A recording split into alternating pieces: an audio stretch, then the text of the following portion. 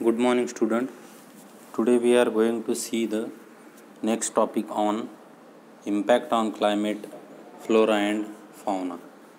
In this topic, they are interlinked with the climate change, and this climate change frequently there are changes, and this climate when they are change, it may be caused on their flora and fauna. So that today we have seen when the climate changed, the what causes will be occurred on the flora and fauna. So basically we know that what is climate change. The climate change is a long term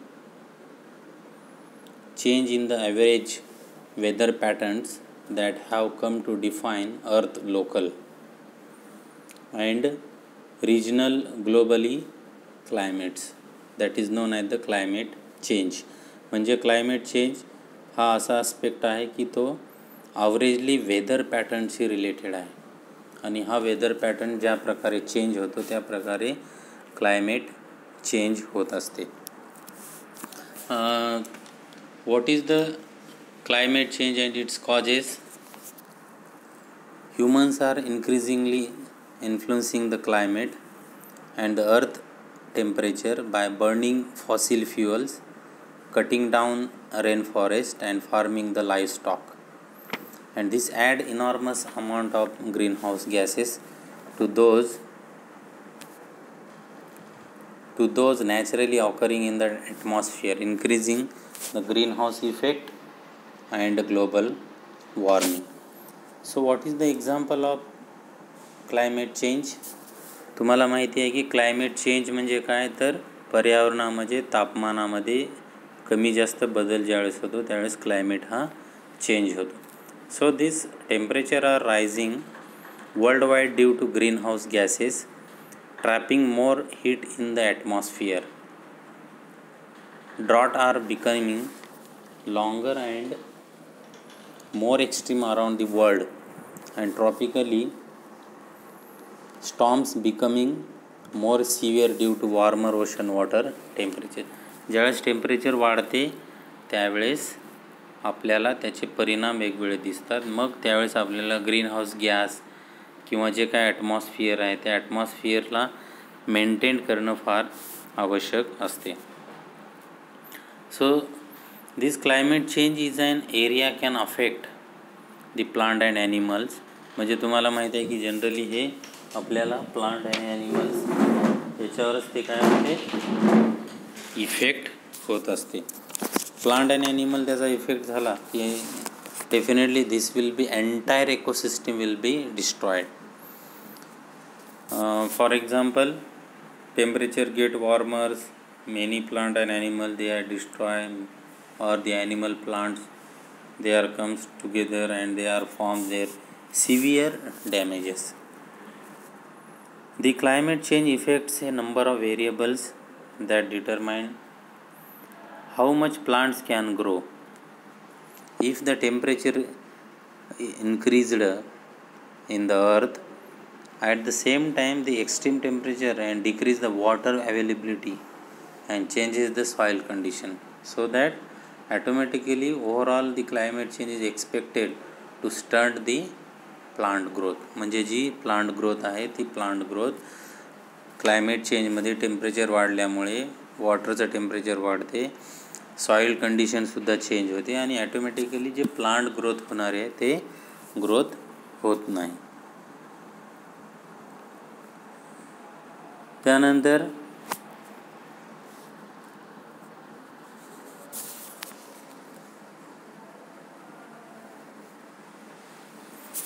the flora and fauna are very important for the human existence. तुम्हाला माहिती आहे की flora आणि fauna हे आपल्याला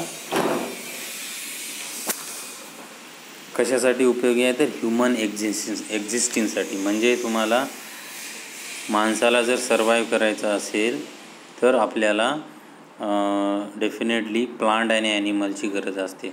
flora म्हणजे plant आणि fauna म्हणजे animals. and the flora liberates oxygen that is consumed by the fauna for respiratory activities, and in fauna in turn liberates carbon dioxide consumed by the flora for the photosynthesis, and flora and fauna hugely benefit mankind through its medicinal and food offerings. म्हणजे तुम्हाला माहिती आहे की plant जे आहे ते plant काय करते, तर प्लांट आपल्याला ऑक्सिजन देते, बरोबर आहे. त्याच ऑक्सिजनचा उपयोग आपण हे करत असतो. आणि त्याच्यानंतर जे फ्लोरा आहेत ते फ्लोरा काय करते, मग रात्रीलासुद्धा जे कार्बन डायऑक्साईड आहे ते कार्बन डायऑक्साईड रिलीज करते आणि ऑक्सिजन हे काय करते, इनटेक करते. Flora is defined as all the naturally occurring native plants of a particular region, and the fauna is all the animal life present in a particular place or at a particular time period. म्हणजे this fauna is mostly depend upon their how this flora is working naturally. Okay. आता तुम्हाला माहिती आहे की climate चेंजमध्ये balancing महत्त्वाचं आहे, green house effect महत्त्वाचा आहे, ॲटमॉस्फिअर, हीट हे सुद्धा तिथे महत्त्वाचं आहे. आता impact of natural resources depletion on climate म्हणजे human and wild animal face new challenges. तुम्हाला माहिती आहे की ह्युमन आणि wild animal face new challenges for survival because of climate change. More frequent and intense drought storms, heat waves, rising sea levels, melting glaciers and warming oceans can directly harm animals, destroy the places they live and wreak havoc on people's livelihoods and communities. These humans and wild animals, they are climate changes, and frequently drought असेल, storms असेल, heat waves असेल आणि C levels असते ते काय करतात, changes होत असते. दी changes living things over hunting and over fishing can harm or destroy population of organisms. आता तुम्हाला माहिती आहे की एन्व्हायरमेंट्समध्ये किंवा क्लायमेट चेंजमध्ये हे आपल्याला आपण ज्यावेळेस लिव्हिंग थिंग्सचा यूज करतो त्यावेळेस ओव्हर फिशिंग, ओव्हर हंटिंग आपण करता कामा नये. त्याचा परिणाम हा आपल्याला जाणवू शकतो. म्हणून आपल्याला लागणाऱ्या गोष्टी तेवढ्याच त्याच जे काही बायोडायव्हर्सिटी आहे त्याचा आपण उपयोग केला पाहिजे. Human health is vulnerable to climate change. The changing environment is expected to cause more heat stress and increase in overborn decreases, poor air quality and diseases transmitted by insects and rodents. Extreme weather event can compound many of these health threats. Wheat source of bread and a foundation of life in much of the world will suffer from hotter temperature, and the country where the impact may be greatest also is among least well equipped to cope with a shortfall. For example, peaches, coffee, corn, etc. आता आपल्याला effect काय जाणवेल तर तुम्हाला माहिती आहे की frog आहे, बर्ड्स आहे, हे कसे बघा त्या टेम्परेचरमुळे, त्या वातावरणामुळे डिस्ट्रॉय झालेले. More frequent extreme high maximum temperature and less frequent extreme low minimum temperature. A decrease in snow cover already declined by 10% since 1960. म्हणजे दरवेळेस त्यावेळेस क्लायमेट चेंज होते, ग्रीन हाऊस इफेक्ट कॉजेस होते, त्यामुळे ॲटमॉस्फिअर चेंज होते आणि त्याच्यामुळे आपल्याला टेम्परेचर हे इन्क्रीज झालेलं दिसते आणि म्हणून याचा परिणाम फ्लोरा आणि फाउनावर होत असते. The alteration to the distribution of certain infectious diseases and rising sea levels in Australia, the climate is expected to become significantly warmer. So what is the causes of extinction? Exotic species introduced by human into new habits. म्हणजे जे exotic species आहेत, exotic म्हणजे काय, दी species of animal which are important for the abroad country is non as the exotic. मग आपण exotic स्पीसीजला इथं काय करतो, आपल्या इथं इंडिजिनियस करतो, आपल्या इथं त्याला ब्रीड करतो, त्याचं प्लांटेशन करतो, ॲनिमल असेल तर त्याला सर्वाईव्ह करण्यासाठी प्रयत्न करतो. Okay.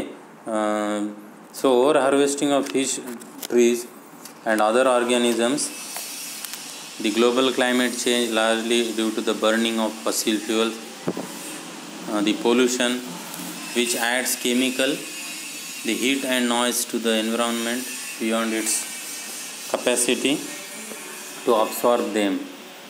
So this pollution and the global climate change, they are largely due to the burning fossil fuels. These floristics, the study of local flora is defined as a branch of photogeography that deals with plants and plant groups from the numerical standpoint. The floristics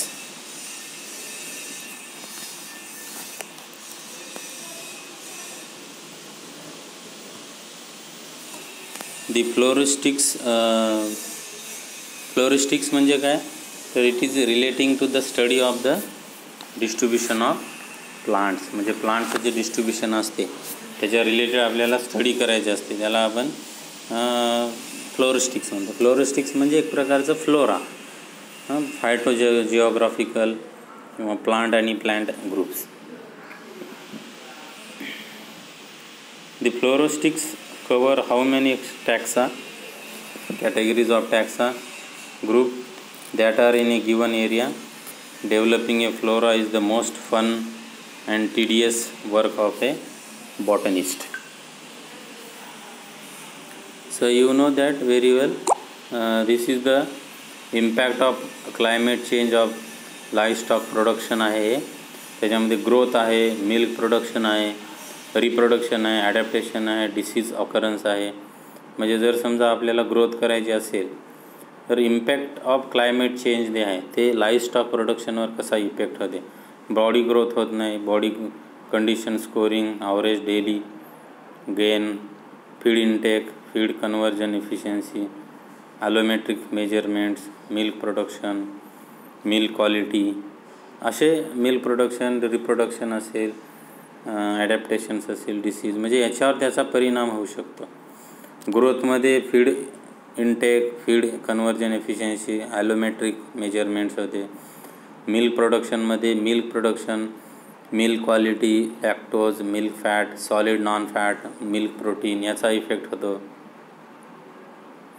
रिप्रोडक्शनमध्ये इस्ट्रस expression, म्हणजे जे regular ज्या काही activities आहे फिमेलमधली, तर इस्ट्रस expression, fertilisation proper होत नाही, conception rate, फॉलिक्युलोजेनेसिस, स्पर्मॅटोजेनेसिस properly work करत नाही, इस्ट्रोडियल किंवा त्याला आपण टेस्टोस्टेरॉन म्हणतो. आणि ॲडॅप्टेशनमध्ये respiration rate, rectal temperature, cortisol, heat shock protein, thyroid hormones, water intake, अशा प्रकारच्या ॲडॅप्टेशनमध्ये सुद्धा परिणाम होते. आणि डिसीज कोणकोणते, vector borne disease, ट्रिपॅनोसोमॅसिस, बोविन viral diarrhoea, रिफ्ट व्हॅली फीवर, रिंडीरपेट आणि थेलेरियासिस, अशा प्रकारचे डिसीज होते.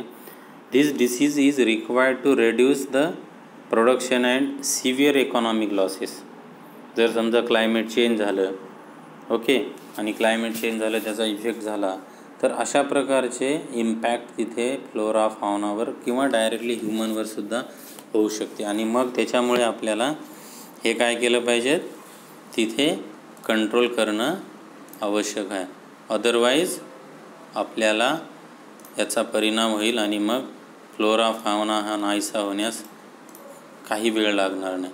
म्हणून आपल्याला as A zoology students you must have growth their plant in at least one in a years, so that you will be able to control and maintaining their climate change. Okay, तर हे आपण काय effect हा plant आणि ॲनिमल्सवर होतो ते आपण बघितले. ही शेवटची स्लाईड जी आहे ती महत्त्वाची आहे. Okay, thank you.